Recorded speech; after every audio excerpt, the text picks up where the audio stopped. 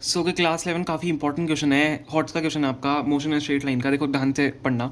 During a hard sneeze, ठीक है, आपको स्नीज आई है, आपको छींक आई है, your eyes might shut down for 0.5 second. आपकी जब आप छींकते हो तो आपको पता है कि आपकी आईज बंद हो जाती हैं। काफ़ी इंपॉर्टेंट क्वेश्चन, देखो ध्यान से देखना। 0.5 सेकंड के लिए आपकी आईज शट होती है, ठीक है।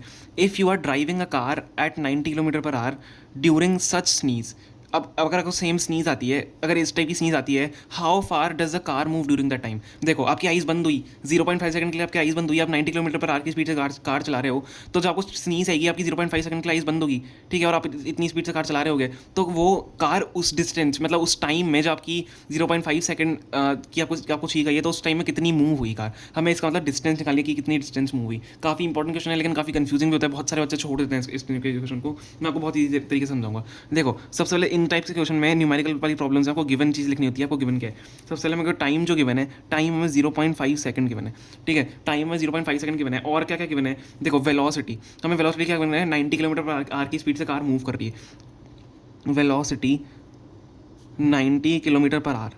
अब आप ध्यान से देखो, ये सेकंड्स में, ये हमारा जो टाइम गिवन है सेकंड्स में, लेकिन ये आर में, किलोमीटर पर आर में, तो मेरे को उसको मीटर पर सेकंड में चेंज करना पड़ेगा। किलोमीटर पर आर होता है और मीटर पर सेकंड, तो मीटर पर सेकंड में आपको चेंज करने के लिए क्या करना होता है, ये जो 90 आपको गिवन है उसको क्या करो, 5/18 से मल्टीप्लाई कर दो, 5/18 से मल्टीप्लाई कर दो। सिमिलरली एक पॉइंट एक्स्ट्रा बता रहा हूँ, अगर मीटर पर सेकंड से किलोमीटर पर आर करना हो, उल्टा करना हो, तो 18/5 से मल्टीप्लाई कर दो। समझ में आ गया, ये ईजी ट्रिक होती है। 90 किलोमीटर पर आर को मीटर पर सेकंड से चेंज करने में आपको क्या करना होता है, 5/18 से डिवाइड करना होता है, सॉरी मल्टीप्लाई करना होता है।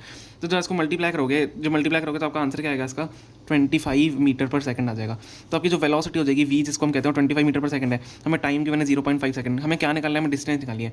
Late the distance be X मान लेते हैं, ठीक है, डिस्टेंस एक्स मान लेते हैं। अब आपको एक फॉर्मूला पता है, फॉर्मूला क्या होता है, देखो वेलोसिटी का फॉर्मूला होता है, velocity is equal to change in distance upon change in time होता है, डिस्टेंस अपॉन टाइम होता है। तो चेंज इन डिस्टेंस, क्योंकि चेंज डिस्टेंस की चेंजिंग होगी यहाँ पे, how far does the car move, तो डिस्टेंस चेंज हो रही है हमारी। तो वेलोसिटी हम क्या करेंगे, change in distance upon change in time करेंगे।